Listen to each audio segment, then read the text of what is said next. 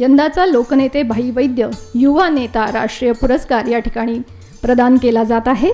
स्मृतिचिन्ह, भाईबंध हा ग्रंथ, शिक्षण हक्क हा ग्रंथ, तसंच शब्दांचीच शस्त्रे हे पुस्तक असं या पुरस्काराचं स्वरूप आहे. टाळ्यांच्या गजरात आपण हा पुरस्कार प्रदान सोहळा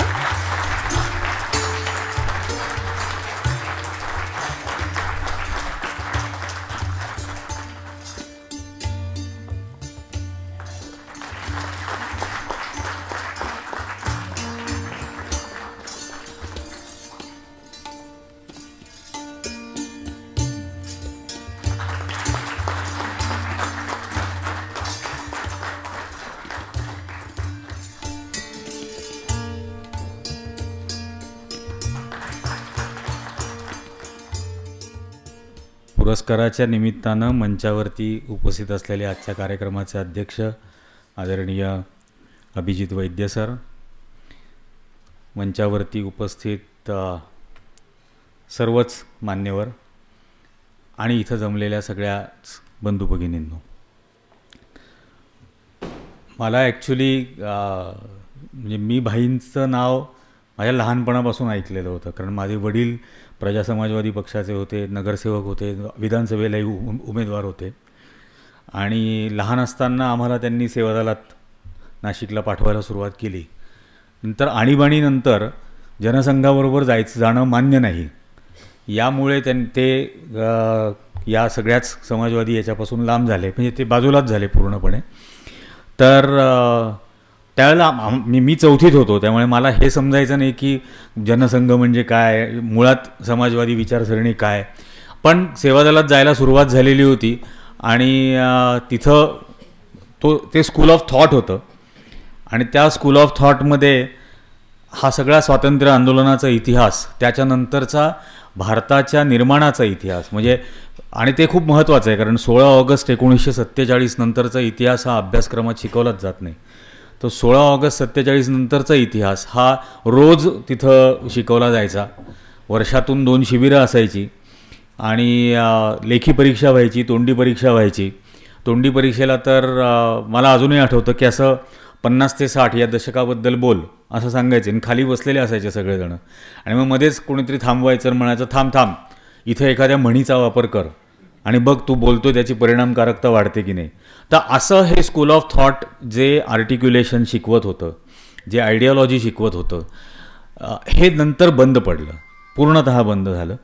आणि त्याचा काय परिणाम आहे हे आपण 2014 पासून पाहतोय, भोगतोय, ते स्कूल ऑफ थॉट बंद होण्याचा. कारण त्यांचं चालू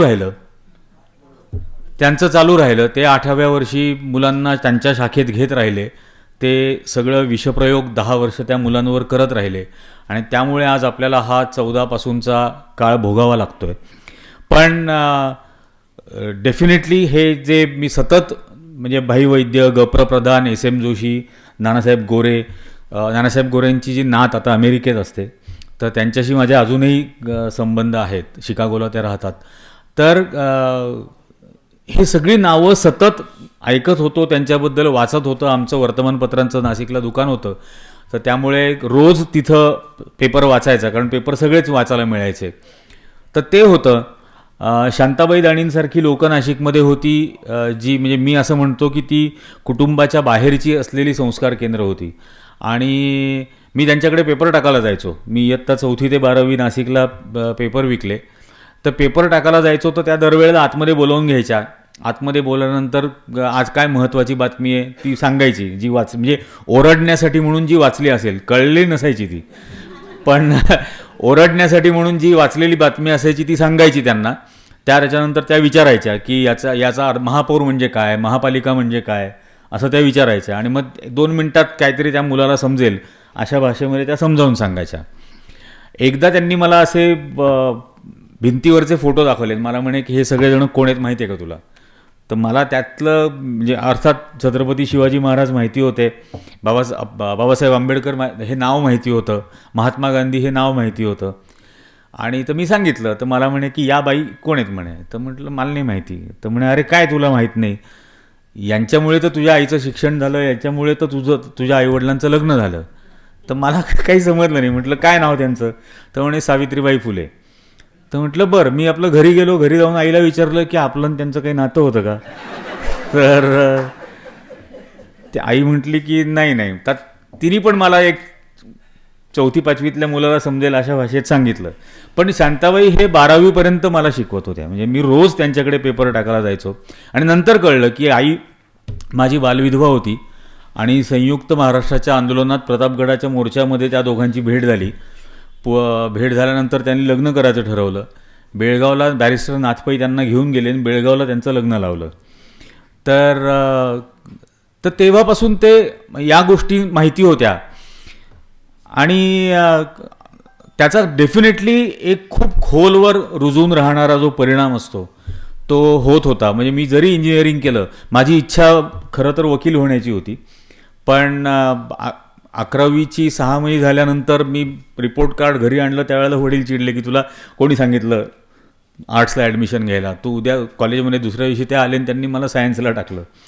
तर त्याच्यामुळे मग मी इंजिनियर झालो आणि काही वर्ष इंजिनिअरिंग क्षेत्रामध्ये होतो. पण मूळ बातमी या गोष्टीशी संबंध खूप जोडून आलेला होता आणि आधी नुसती वाचायचो, नुसती ओरडायचो, त्याच्यानंतर ती समजायला लागलेली होती बातमी. आणि त्यानंतरच्या काळामध्ये या बातमीमुळे काय परिणाम होतोय, या बातम्यांमुळे हे समजत होतं. गेल्या वेळेला म्हणजे आत्ता काही दिवसांपूर्वी राष्ट्रसेवा दलाचा कार्यक्रम झाला आणि तिथं बाबा मला म्हटले, आदरणीय बाबा आढाव, की थोडंसं पत्रकारितेबद्दल बोल. तर मला म्हणजे मी त्यावेळेला जे 2-3 गोष्टी सांगितल्या की माझ्या आजोबा स्वातंत्र्य सैनिक होते. 1882चा जन्म, 1986 साली वारले 104 वर्षाचे असताना. तर ते सतत त्या काळातला इतिहास सांगायचे. ते एक नाव ते कायम मला सांगायचे की गणेश शंकर विद्यार्थी. गणेश विद्यार्थी नावाचे पत्रकार होते आणि त्यांच्यावरती महात्मा गांधींचा प्रचंड प्रभाव होता. पंडित नेहरूंबरोबर रायबरेलीतलं 1920 साली पहिलं शेतकऱ्यांचं आंदोलन त्यांनी केलं होतं. आणि चंद्रशेखर आझाद, भगतसिंग आणि पंडित नेहरू यांच्यामधला दुवा हे गणेश विद्यार्थी होते. पण कानपूरमध्ये ज्यावेळेला दंगल घडली त्यावेळेला ती दंगल रोखायला गणेश विद्यार्थी रस्त्यावरती उतरले आणि माझ्या शरीराचे तुकडे केले तरच तुम्ही या मुसलमानांच्या वस्तीत घुसून दंगल करू शकाल. आणि स्वतःच्या अंगावरती 34 वार घेतले, तिथं पडले, मृत्युमुखी पडले. पण असा हा एक पत्रकार होता जो या देशात दंगल होऊ नये, समाजात दंगल होऊ नये यासाठी प्रयत्न करत होता. ते एक कायम लहानपणापासून ऐकलेली गोष्ट होती. दुसरी एक घटना जी होती की जी 25 जून 1989ला तियानमन स्क्वेअरमध्ये चायनामध्ये लोकशाहीचा आग्रह धरणाऱ्या विद्यार्थ्यांचं आंदोलन चालू होतं आणि त्यांच्यावरती रणगाडे चालवण्यासाठी पाठवले गेले, त्यांना चिरडून टाकण्यासाठी. आणि सगळे विद्यार्थी सैरावैरा पळत होते आणि भाजी घेऊन हॉस्टेलवरती परत जाणारा एक विद्यार्थी मुलगा हा एकटा त्या रणगाड्याच्या समोर उभा राहिला.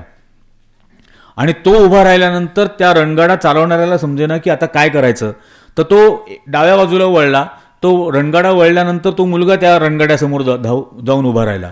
पुन्हा तो उजवीकडे वळल्यानंतर तो मुलगा पुन्हा रणगाड्यासमोर जाऊन उभा राहिला. आणि थोड्या वेळाने तो रणगाडा बंद झाला. बंद झाल्यानंतर तो विद्यार्थी त्या रणगाड्यावर चढला आणि तो रणगाड्यावर चढल्यानंतर पळून गेलेले हजारो विद्यार्थी पुन्हा त्या चौकात धावून आले. हे एक दृश्य बघितलं होतं. ते दृश्य जगासमोर आणणारी लोरी वेबस्टर नावाची जी पत्रकार होती ती म्हणजे तिने आपल्या गुप्तांगामध्ये ती व्हिडिओ टेप लपवून तिने ती चायनामधून बाहेर आणली आणि सिंगापूरला आल्यानंतर तिने अपलोड केली आणि जगाला ती बातमी कळली की ते कसं. तर ती पत्रकार सुदैवाने माझं असं झालं की CNN जॉईन झाल्यानंतर माझी ट्रेनर म्हणून ती आली होती. तर ते एक प्रभाव पडला होता. आणि दुसरं एक त्या दृश्याचा प्रभाव होता की अत्यंत उन्मत्त झालेल्या व्यवस्थेच्या समोर एक माणूस उभा राहिला ठाम, तरीही तिला झुकवता येऊ शकतं. हा त्या दृश्याचा परिणाम होता.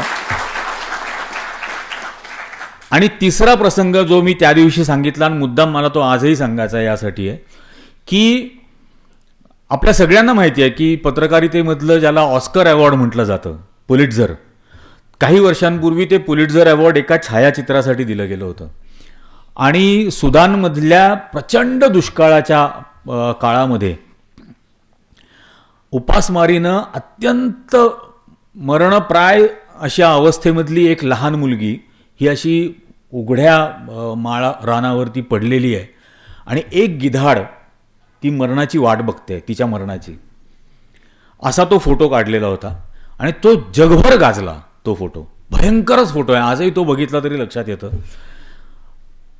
आणि त्याबद्दलचं पुलिट्झर अवॉर्ड त्या केविन कार्टर त्याचं नाव, त्या फोटोग्राफर पत्रकाराला, फोटो जर्नलिस्टला मिळालं. आणि त्याला पुलिट्झर मिळाल्यानंतर तो घरी आला. घरी आल्यानंतर त्याला एक फोन आला आणि त्या फोन करणाऱ्या माणसाने त्याला विचारलं की तू तिथं फोटो काढलास त्यावेळेला तिथं किती गिधाडं होती? तर तो म्हटला एक. तर तो माणूस म्हटला नाही, तिथं 2 होती, एक कॅमेरा मागे होतं. कारण त्या मरणप्राय असहाय्य अवस्थेमध्ये असलेल्या मुलीला तिथंच सोडून तू गेलास. तिथून अर्ध्या किलोमीटर अंतरावरती युनायटेड नेशन्सची छावणी होती, तू तिला तिथं नाही नेलंस. तो म्हणे हो, मला विमान पकडायची घाई होती. तो म्हणे हो, तुला विमान पकडायची घाई होती आणि तुला हे पुरस्कार मिळवायची घाई होती, पण म्हणून मी तुला सांगण्यासाठी हा फोन केला की तिथं 2 गिधाडं होती, एक कॅमेरा समोर, एक कॅमेरा मागे. आणि केविन कार्टर हा इतका बेचैन झाला त्या दिवशी की त्या रात्री त्याने आत्महत्या केली. हे मुद्दाम सांगायचं कारण हे की आज भारतामध्ये कॅमेऱ्याच्या मागे हजारो गिधाडं आहेत. ही हजारो गिधाडं रस्त्यावरून हजारो किलोमीटर तडफडत भर उन्हामध्ये पायी पायी जाणाऱ्या लाखो मजुरांना पाहत होती, त्यांची दृश्य टिपत होती. हे या कोविडच्या काळामध्ये तडफडून हॉस्पिटलमध्ये बेड मिळत नाहीये, ऑक्सिजन मिळत नाहीये, औषधं मिळत नाहीये, डॉक्टर्स अवेलेबल नाही आहेत, रस्त्यामध्ये अंत्यसंस्कारासाठी जागा नाहीये, नदीच्या किनाऱ्यावर फेकून दिलं जात आहे, तिथं येऊन कुत्री त्यांचे लचके तोडतायत. हे सगळं त्यांना दिसत होतं. डिमॉनिटायझेशनच्या काळामध्ये रांगांमध्ये उभे राहून लोक कशी तडफडून मरतायत, अख्ख्या अर्थव्यवस्थेची किती घाण वाट लागलेली आहे, कल्चर टू ॲग्रिकल्चर सगळीकडे नाश होतोय, हे सगळं त्यांना दिसत होतं या गिधाडांना. पण त्यातली संवेदनशीलता ते या देशाच्या लोकांसमोर आणत नव्हते. आणि या गिधाड्यांना फोन करणारा एकही माणूस या देशात नव्हता. हे दोन्ही बाजूला आहे. यांना हे जाणवून दिलं पाहिजे की तुम्ही गिधाड आहात, असा त्यांना फोन करून देणारा सुद्धा कोणीतरी हवा, त्यांना बेचैन करणारा, त्यांना अस्वस्थ करणारा सुद्धा माणूस हवा, तो एक टेलिफोन कॉलर पाहिजे. त्यामुळे ही सामूहिक जबाबदारी आहे आणि हे सामूहिक अपयश सुद्धा आहे की आज हे जे काही अवस्था या स्थितीमध्ये आपण आलेलो आहोत आणि एक उन्मत्त व्यवस्था कशी असू शकते हे आपण पाहतोय आज. म्हणजे आता मला कधी कधी वाटतं आता यात्रा काय काढणार आहेत महाराष्ट्रात, धन्यवाद यात्रा. म्हणजे कशाबद्दल? 23 वरून तुम्हाला 9 वर आणून ठेवलं याबद्दल धन्यवाद. पण हा ॲरोगन्स आहे, हे दाखवून देणे की आम्ही अजूनही विजयी आहोत. एक कोणतरी आमच्या इथं होर्डिंग लावलं की अश्वमेध, मोदींचा अश्वमेध. मी म्हटलं अरे बाबा, तुला अश्वमेधाची कथा पूर्ण माहिती आहे का? की तो सगळा अश्वमेध पूर्ण झाल्यानंतर त्या घोड्याला मारायचं असतं. त्या अश्वमेधाच्या घोड्याला मारायचं असतं. आम्ही आत्ता फक्त घोडा रोखलाय, पुढचं बाकी आहे. पण हे काहीच, हा जो उन्मत्तपणा आहे ना, की म्हणजे इम्प्युनिटी आपण ज्याला म्हणू, की आम्हाला कोण थांबवणार, आम्हाला कोण बोलणार, आम्हाला कोण रागवणार, आम्हाला कोण प्रश्न विचारणार आणि आम्ही प्रश्न विचारूच देणार नाही, ही जी स्थिती आज निर्माण झालेली आहे याचं कारण फोन करणारी माणसं नाही आहेत आणि ती व्हायला हवी आहेत. त्यांची अत्यंत गरज आहे. जर आणि हे होऊ शकतं. आमच्याकडे नाशिकला सुरेश चव्हाणके, सुदर्शन चॅनलचा एक आहे वेडा, त्याची नाशिकमध्ये जाहीर सभा होणार होती आणि मी नाशिकमधल्या सर्व संपादकांना जाऊन सांगितलं की तुम्ही याची एका ओळीची जरी बातमी केली तर मी इथं तुमच्या ऑफिसमध्ये येऊन तुम्हाला काळं फासेन. पण माझ्या नाशिकला जिथं धार्मिक द्वेषाचा बट्टा लागलेला नाही आजपर्यंत, तिथं जर असा बट्टा लावणारा माणूस येऊन काहीतरी बरवून गेला आणि त्याची तुम्ही जर प्रसिद्धी करणार असाल तर मी येईन आणि मी तुम्हाला काळं फासेन. जे होईल ते होईल पुढे. दुसऱ्या दिवशी एकाही वर्तमानपत्रांनी एकाही ओळीची त्याची बातमी नाही केली. पण हे आपल्याला आता करायला लागेल.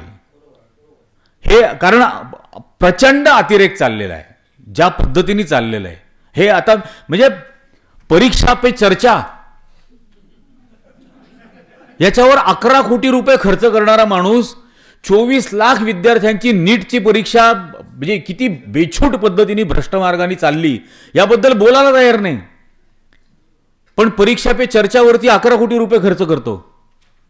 11,000 कोटी रुपये. रघुराम राजन म्हटले की जो देश म्हणजे जे सरकार त्या सरकारच्या प्रसिद्धीसाठी 11,000 कोटी रुपये खर्च करू शकतं तिथं फक्त विनाश होऊ शकतो. या स्थितीला आपण येतोय कारण आपण त्यांचं उत्तरदायित्व निर्माणच करत नाहीये, आपण त्यांना प्रश्नच विचारत नाहीये. ही जी काही लोकशाही मूल्य अगदी पंडित नेहरू, महात्मा गांधींपासून भाई वैद्यांपासून प्रत्येकाने या समाजामध्ये वाढावी यासाठी म्हणजे अतोनात कष्ट घेतले. आपण फक्त ही नावं घ्यायची आहेत का? कधी त्यांनी दिलेल्या मार्गाने आपण पुढे जाणार आहोत? एका टप्प्यापर्यंत त्यांनी आणून ठेवलं ना आपल्याला, पुढे आपलं काम आहे ना, सक्षम केलं. म्हणजे मला सतत हा प्रश्न पडतो की मला 2 हात आहेत, 2 पाय आहेत, खांदा आहे, त्याच्यावर एक अवयव आहे जो विचार करतो, एक आणखीन एक आहे जो बोलतो विचार केलेल्या पद्धतीने. तर मग हे करायचं की नाही करायचं? मी प्रश्न विचारायचे की नाही विचारायचे? काहीतरी माझं सायंटिफिक रॅशनल मी जागा ठेवायचा की नाही? हा जो आपल्या देशामध्ये एक इंडिपेंडंट ऑब्जेक्टिव्ह पद्धतीची एज्युकेशन सिस्टीम होती, ही संपूर्ण खलास करण्याचं काम चाललंय देशभरामध्ये. ना तिचं इंडिपेंडन्स टिकवलंय, ना त्याची ऑब्जेक्टिव्हिटी टिकवलेली आहे त्या शिक्षणाची. काय आता ती मध्यंतरी कुठल्या एंट्रन्स एक्झामची पेपरमधले प्रश्न आले होते, राम मंदिराची प्राणप्रतिष्ठा कधी झाली, किती तारखेला झाली, हा प्रश्न असू शकतो का? मग हा प्रश्नच खरा असायला नको. कुठल्या तरी म्हणजे शैक्षणिक अभ्यासक्रमाच्या एंट्रन्स एक्झामची पेपरमधला हा प्रश्न असू शकतो का की राम मंदिराची प्राणप्रतिष्ठा किती तारखेला झाली? आमच्याकडे ते आले होते नाशिकला ज्या वेळेला 4 दिवस आधी 17 जानेवारीला, आणि म्हणजे 3 तास नाशिकमध्ये होते, 4 वेळेला कपडे बदलले. काळाराम मंदिरामध्ये जाऊन म्हणजे धुतलेली फरशीवरती ते पोछा फिरवण्याचा प्रकार केला. मी तेव्हा एक पोस्ट टाकली होती की एक्झॅक्टली 5,000 वर्षापूर्वी आजच्याच दिवशी रावण पण नाशिकला आला होता. तर ते मी जे म्हणतो ना लो आयक्यू बुलडोजर असतात हे, तर त्यांनी याच्या रेखानी कशावरून आजच्याच दिवशी आला होता म्हटलं. अरे 1-2 दिवस मागं पुढं. तो श्रीलंकेहून आला होता, हा दिल्लीहून आला. पण हा जो अख्खा लो आयक्यू बुलडोझरचा जो प्रकार आहे, म्हणून मी सतत हे म्हणतो की हे स्कूल ऑफ थॉट जर आपण सुरू केलं तर यांना निरुत्तर करून टाकू शकतो आपण, अक्षरशः निरुत्तर करू शकतो. आता हे मी जे म्हटलं आभार यात्रा, काय म्हणजे कशासाठी आभार यात्रा आणि का हा सगळा ढोंग करण्याचं कारण काय? आता ज्या पद्धतीने या सगळ्या दलित मुस्लिमांमुळे भाजपला अपयश आलं, त्यांनी आमच्या विरोधात मतदान केलं, ते काय भारताचे नागरिक नाही आहेत का? भारताच्या नागरिकांनी हरवलं तुम्हाला. म्हणजे या देशाचा पंतप्रधान पहिल्या 4 राऊंड पाठीमागं होता, 1.5 लाख मतांनी निवडून आले. कुठल्या अर्थाने तुम्ही म्हणणार की नरेंद्र मोदी या देशातला सगळ्यात लोकप्रिय नेता आहे? भारतीय जनता पक्षाचे 114 खासदार मोदींपेक्षा जास्त मताधिक्याने निवडून आलेत. 114. आमचा नंदुरबारचा गोवाल पाडवी हा त्यांच्यापेक्षा जास्त मतांनी निवडून आलाय. इंडिया अलायन्सचा उमेदवार 1,68,000 मतांनी निवडून आलेला आहे.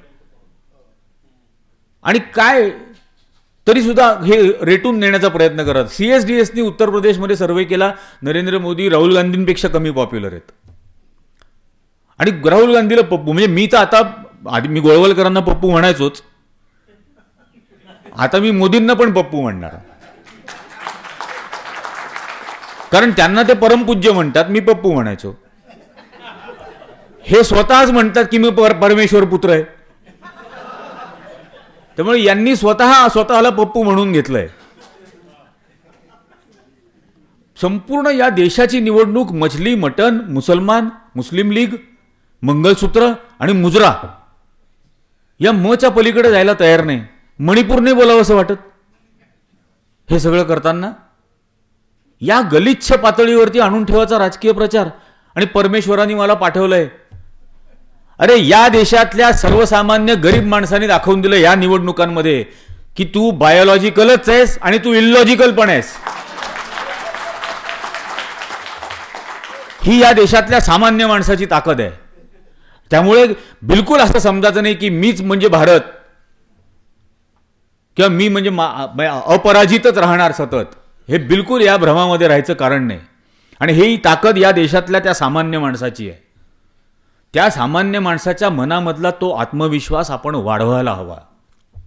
हे 240ला थांबू शकतात तर दाखवलंच. याच्यामध्ये बरेच फॅक्टर्स आहेत. म्हणजे पहिल्या 5 फेऱ्यांमध्ये 126 मतदारसंघांमध्ये 126 मतदारसंघांमधला विजयी उमेदवार भारतीय जनता पक्षाचा हा 0 ते 6,000 या फरकाने निवडून आलेला आहे. आणि या पहिल्या 5 फेऱ्यांमध्ये वाढवलेल्या मतांची संख्या 1 कोटी आहे. वाढवलेल्या मतांची संख्या 1 कोटी आहे. हे 126 वजा केले तर हे 114 वर येतात. पण तरीही हे तुमचं मॅनिप्युलेशन सुद्धा आम्ही पराभूत करू हे आता सांगण्याची वेळ आहे. आणि 100% मध्यावधी निवडणुका लागणार. त्यामुळे या निवडणुकांचा निकाल लागल्यानंतर ज्या असंसदीय पद्धतीने सगळा प्रकार झाला, पंतप्रधान पदाची शपथ सुद्धा घेऊन टाकली. म्हणजे भारतीय जनता पक्षाच्या संसदीय पक्षाची बैठकच झालेली नाही अजूनपर्यंत. पहिल्यांदा त्यांचा संसदीय पक्ष त्यांचा नेता निवडेल, मग त्यांच्या नेत्या निवडीला एनडीए अलायन्स हे मान्यता देईल, मग तो एनडीएचा नेता म्हणून मान्य झाल्यानंतर राष्ट्रपतींकडे प्रस्ताव देईल, मग राष्ट्रपती बोलवतील शपथविधीसाठी, बहुमत सिद्ध करायला लागेल. एक भारतीय जनता पक्षाच्या संसदीय पक्षाची बैठक न होता शपथही घेऊन मोकळे. आता ते कुठलीच शपथ पाळत नाही हा भाग वेगळा. जे निवडणुकांमध्ये सांगत होते ना, आपणही त्यावेळेला तेच बोलत होतो की गॅरंटी. किती फरक आहे बघा तुम्ही. पहिले जो राम को लाए है उनको हम लाएंगे, सगळा प्रचार राम राम राम या नावाने केला. पोस्टरपासून सगळ्या ठिकाणी लावले. इथं पण मी पुण्यात बघितले होते लावलेले होर्डिंग्स रामाच्या नावाने. आणि मोदी की गॅरंटी, मोदी की गॅरंटी, मोदी की गॅरंटी. तो भाग वेगळा की 1968 साली अग्नीच्या साक्षीनी 7 फेरे घेऊन एका बाईला गॅरंटी दिली होती 7 जन्माची. ती एकही जन्म नाही पाळली. आणि मग जसा निवडणुकांचा निकाल लागला, लगे 2 तासात संध्याकाळी भारतीय जनता पक्षाच्या कार्यालयामध्ये भाषण केलं, एनडीए सरकार की तिसरी बारी. तोपर्यंत मोदी सरकार. आणि त्या दिवशी साक्षात्कार झाला एनडीए सरकार. तर बरं झालं हा साक्षात्कार झाला. त्याच वेळेला हे लक्षात आलं की हे फार काळ टिकणार नाही. आणि त्यामुळे त्याच्या दुसऱ्या दिवसापासूनचा आपला प्रवास हा मध्यावधी निवडणुकांच्या प्रचाराचा आहे. 1001% मध्यावधी निवडणुका लागणार. आणि त्या मध्यावधी निवडणुकांमध्ये यांना 240 वरून 114 वरती आणून ठेवायचं आहे. आणि त्यासाठी आपण हे करायला हवं. म्हणजे हे गेली अनेक वर्ष, आज योगायोगाने सर व्हाईट हाऊसच्या समोर, मोदी व्हाईट हाऊसमध्ये असताना मी व्हाईट हाऊसच्या समोर जे भाषण केलं होतं त्याला आज एक्झॅक्ट वर्ष पूर्ण झालं.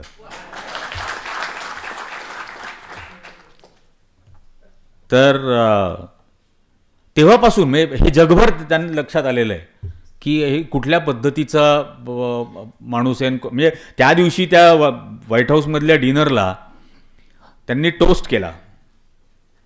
आणि त्या टोस्ट करताना यांचा हात ग्लास रिकामा होता.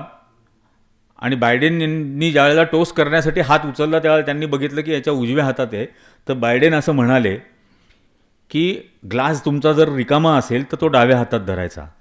त्याच्यावरती हे हा हा हा हा हा करून खळखळून असलं. त्याच्यावर बायडेन म्हणाले, आय एम नॉट किडिंग. पण ते आता काय, एंटायर पॉलिटिकल सायन्स शिकल्यामुळे हे बेसिक प्रोटोकॉल्सच माहीत नाहीत. हे बेसिक प्रोटोकॉल माहीत नाहीत. आणि कोणालाही विचारायचं नाही, कोणाचाही सल्ला घ्यायचा नाही, स्वतःच्या परराष्ट्र मंत्रालयाचा सुद्धा सल्ला घ्यायचा नाही. त्यामुळे आत्ताही जो म्हणजे बघा तुम्ही, जगातला पहिला पंतप्रधान आहे जो फक्त सेल्फी काढण्यासाठी इटलीला गेला होता. त्याला G7ला बोलावलं नव्हतं. G7चं निमंत्रण नव्हतं. प्रेक्षक म्हणून पण निमंत्रण नव्हतं. भाषणही तिथं करायचं नव्हतं. काहीच नाही. फक्त तिथं गेले, सेल्फी काढली आणि त्या सेल्फी काढल्यानंतर त्याच्यामध्ये सुद्धा ती मेलोनी, इटलीची प्राईम मिनिस्टर, त्याही म्हटल्या की welcome to the Meloni club. त्याच्यावर हे आपलं खदा खदा खदा खदा हसायला लागले. हे गेल्यानंतर काय म्हणत असतील ते आपापसात कल्पनाच नाही करू शकत ना. आणि मग जॉन पोलला जाऊन मिठी मारली. त्या पोपला मिठी मारताना तुझ्या मणिपूरमध्ये 300 चर्च जळलेत, 150 पेक्षा जास्त बलात्कार झालेत, याची खबरदार पण घ्यायची नाही. त्याच इटलीनी युरोपियन युनियनमध्ये ठराव आणला भारताची निर्भत्सना करणारा मणिपूरच्या बद्दलचा. तिथे जाऊन हा पोपला मिठ्या मारतो, हा भारतात शंकराचार्यांचा अपमान करतो ते प्राणप्रतिष्ठेच्या वेळेला, आणि तिकडे जाऊन पोपला मिठी. ही जी हिपोक्रसी आहे, ही हिपोक्रसी आपल्याला सतत लोकांसमोर दाखवायला लागेल. अख्ख्या निवडणुकीमध्ये बघा तुम्ही काय काय होत होतं. मग ते सगळं मंगळसूत्र बोलून झालं, जिनके बच्चे ज्यादा है उनको बांट देंगे, घुसपैठिये आलेत वगैरे. त्याच्याच टोळीमधल्या पत्रकारांनी जेव्हा त्याला प्रश्न विचारले, त्याने जे जगप्रसिद्ध मुलाखती दिल्या, मैंने बोला ही नहीं, म्हणे आप मेरे मुंह में शब्द डाल रहे हो. तर रुबिका लियाकतला म्हटला की मैं हिंदू मुसलमान अगर करूंगा तो मुझे समाज में रहने का कोई अधिकार नहीं है सार्वजनिक जीवन में. तिला असं वाटलं असेल की आता बांगड्या फोडून घेते मी, याच्यासाठी काय काय नाही केलं, हा मलाच तोंडावर आपटवतोय, इतका मला हा खोटा पाडतोय. आणि संपूर्ण निवडणूक गेली, म्हणजे मगाशी बाबा पण तेच म्हणत होते की संपूर्ण कारकीर्द गेली सगळी 98-99 वर्ष हे फक्त हिंदू मुस्लिम द्वेष निर्माण करायचा, आणि त्या द्वेषामधून आपलं वर्चस्व टिकलं पाहिजे, आपलं वर्चस्व जाणार नाही हे पाहिलं पाहिजे. एवढंच त्याच्या मागचा हेतू. कुठल्या पद्धतीला हे सगळं नेऊन ठेवलं. एक गोष्ट म्हणजे मुद्दाम आत्ता मी सांगतो, योगायोगाने आठवण झाली. अफजल गुरुला ज्या दिवशी फाशी झाली त्यावेळेला मी इथं बालगंधर्वच्या चौकामध्ये होतो. माझे 2 मित्र गाझी रोहुल्ला आणि सादिक, हे माझे 2 काश्मीरमधले मित्र जे संजय नहारांबरोबर काम करायचे, ते दोघं जण इथं माझ्याबरोबर होते. आणि मी त्याला म्हटलं की मला या अफजल गुरुच्या बायकोला आणि वडिलांना भेटायचं आहे. तर म्हणे की क्यों? म्हटलं मिलने का मेरे को. तर म्हणे की ठीक आहे, हम कोशिश करते हैं. मग 4थ्या दिवशी आम्ही तिकडे गेलो काश्मीरला. मी त्यांच्या घरी गेलो, सगळं गाव जमलेलं होतं त्या ठिकाणी. आणि त्या वडिलांना मी त्याच्या वडिलांची भेट झाली. मी त्यांना म्हटलं की मला अफजलच्या मुलांना दत्तक घ्यायचं आहे, त्यांचं संपूर्ण शिक्षणाची जबाबदारी मी घ्यायला तयार आहे. तर ते मला म्हणे रुको, इधर ही रुको. ते आतमध्ये गेले.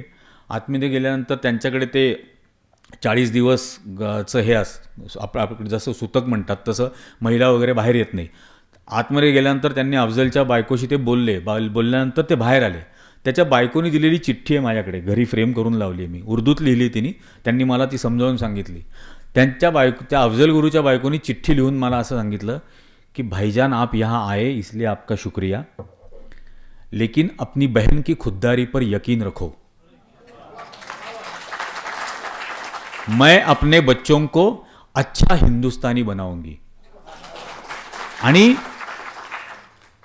त्या 3 ओळी म्हणजे या भारतामधल्या हिंदू मुस्लिम द्वेष वाढवणाऱ्यांच्या दोन्ही गालावर मारलेल्या, म्हणजे मुस्कटात मारलेली आहे. पहिले ज्या महिलेचा पती सरकारनी न कळवता, कुठलीही पूर्वसूचना न देता फाशी देऊन टाकला, त्याचं प्रेतही हवाली केलं नाही, त्याचा चेहरा सुद्धा बघू दिला नाही, हे ज्या देशातल्या सरकारने केलं, त्या देशातला एक माणूस तिला भेटायला गेल्यानंतर, दुसऱ्या धर्माचा माणूस भेटायला गेल्यानंतर ती त्याला भाईजान म्हणते.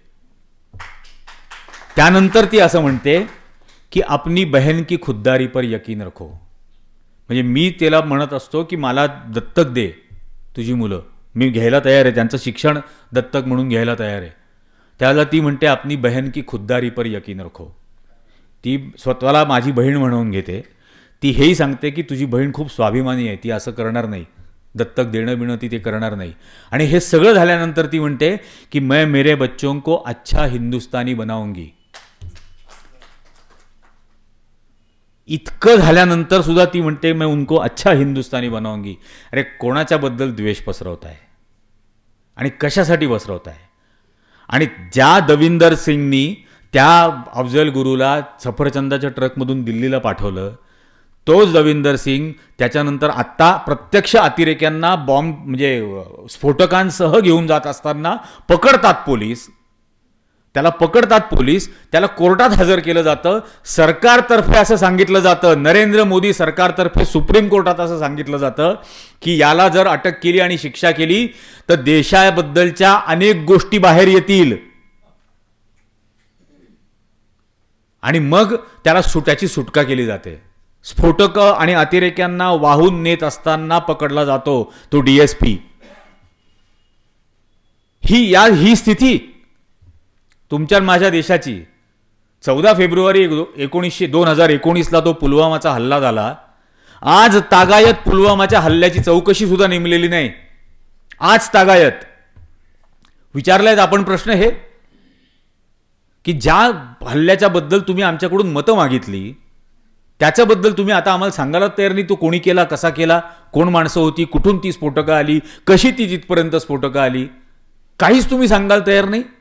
काही विचारलं की देशभक्तीवर संशय घ्यायचा, नाही तर जा पाकिस्तानला म्हणायचं. जसं यांच्याकडे व्हिसा ऑफिसच उघडून ठेवलंय पाकिस्तानचं. काही झालं की जा पाकिस्तान. इतकं सोपं करून ठेवायचं होणार आहेत का गोष्टी? जो मनुष्य टेलिव्हिजन चॅनलच्या समोर 27 फेब्रुवारी 2019ला येऊन असं सांगत होता की मैंने एयरफोर्स को बोला कि 30,000 फीट के ऊपर अंधेरे में बादलों के पीछे से छुप छुप कर जाओगे और हमला करोगे तो रडार को दिखेगा नहीं, और वैसा करके हमने नीचे 300 आतंकवादियों को मार डाला. मैं जाला मध्यरात्री 3 वाजता 30,000 फुटांवरून ढगांच्या आड लपत लपत खाली 300 माणसं मारली हे दिसत होतं. त्याला दिल्लीच्या सीमेवर किती शेतकरी मेले हे विचारलं तर म्हणतो आकडा नाही आमच्याकडं. कोविडच्या काळात किती माणसं मेली तर म्हणतो आकडा नाही आमच्याकडे.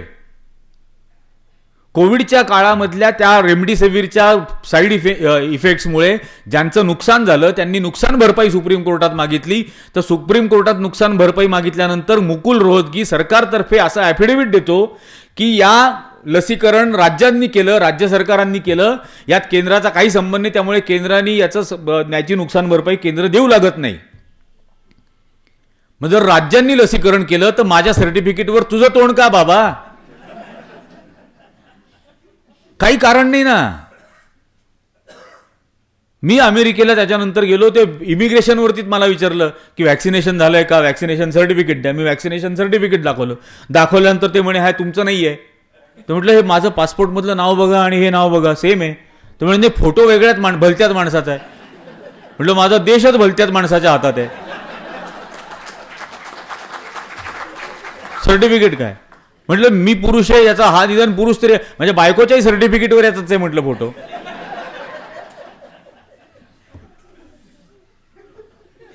त्यांना खोटं वाटतं, हसतात अक्षरशः, ही टिंगल केली जाते. पण या थरापर्यंत या सगळ्या गोष्टी नेऊन ठेवल्या अत्यंत आत्मकेंद्री. मग ते राहुल गांधी जे बोलला ना की मानसिक परिणाम झालाय त्यांच्यावर, काल का परवाच बोललाय, खरी गोष्ट आहे नाही. अत्यंत आत्मकेंद्री, त्याच्या पलीकडे काहीच बघायला तयार नाही, स्वतःच्या पलीकडे.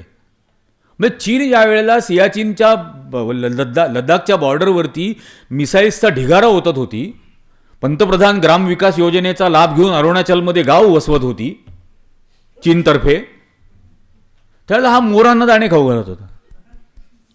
आणि दिवसभर टेलिव्हिजन चॅनलवरती ते मोरांना दाणे खाऊ घालणं दाखवलं जात होतं. कोणीच त्यांना प्रश्न विचारायला तयार नाही. म्हणून हा जो सगळा ज्याला आपण आज गोदी मीडिया म्हणतोय, ही गिधाडं आहेत. आपण आता ठरवायचं आहे या गिधाडांना आपण लज्जित करणार आहोत की नाही. आणि यांना अत्यंत लज्जित केल्याशिवाय आपल्याला हवा तसा बदल होणार नाही.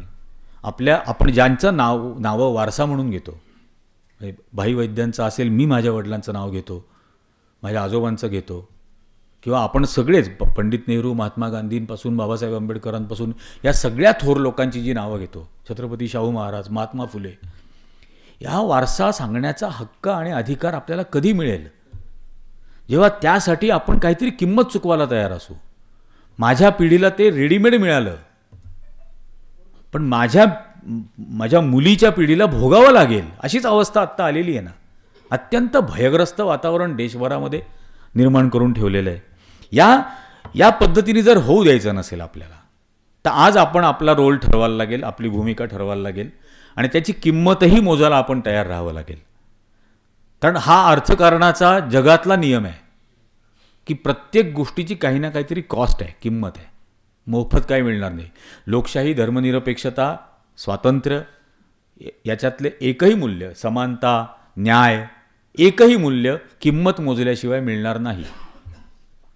म्हणजे जज लोयांच्याही बाबतीमध्ये मी ज्या पुस्तकात मला सर्वात जास्त जे त्या पुस्तकाच्या म्हणजे त्या स्टोरीच्याच वेळेला जे झालं, प्रभात रोडला ती मुलगी मला त्यांची भाची भेटली आणि मी तिला म्हटलं की तू का हे बोलतेस, तुला भीती नाही वाटत का?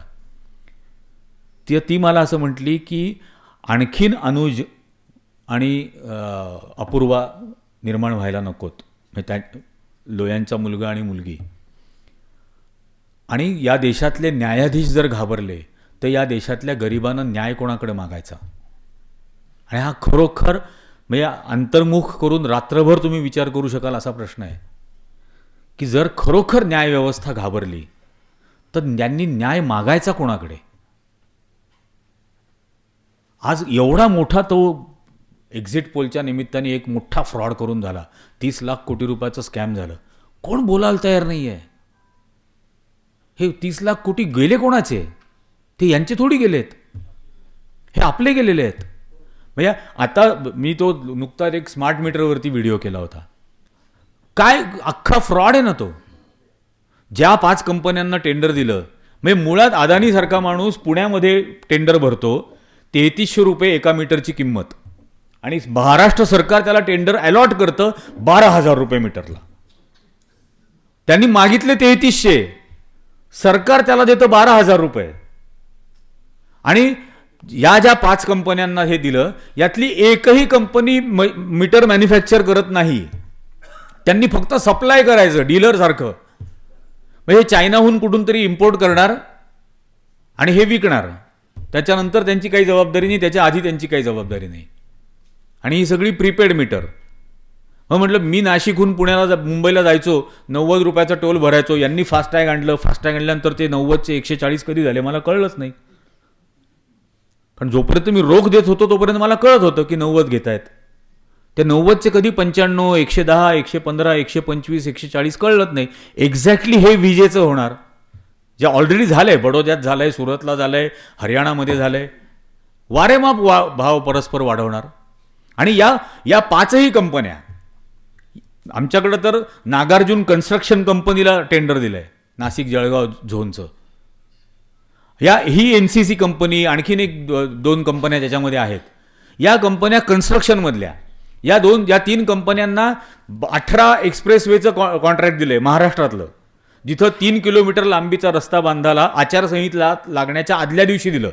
3 किलोमीटर लांबीच्या रस्त्याला 28 कोटी रुपये, 42 कोटी रुपये अशा रेटनी टेंडर दिली आहेत 18 एक्सप्रेसवे बनवायला महाराष्ट्रामध्ये.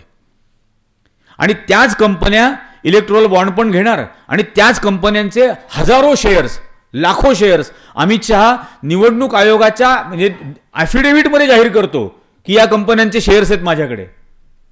हे इतकं उघड स्कॅम आहे.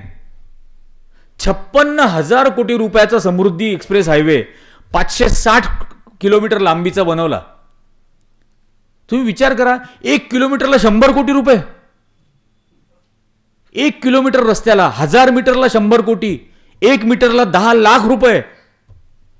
1 मीटर रस्ता बांधायला. ही लूट आहे तुमची माझी. आणि हे सगळं आपल्या पैशातून करणार. तरी हे म्हणणार 80 कोटी लोकांना मी फुकट धान्य देतो. मी आयुष्यात तू केलं काय भाऊ? कुठे काम केलं, धंदा केला, नोकरी केली, मजुरी केली, केलं काय तू? कुठून देतो तू? मी फुकट धान्य देतो. आपण खरंच हे सिरियस होण्याची विषय आलेला आहे हा.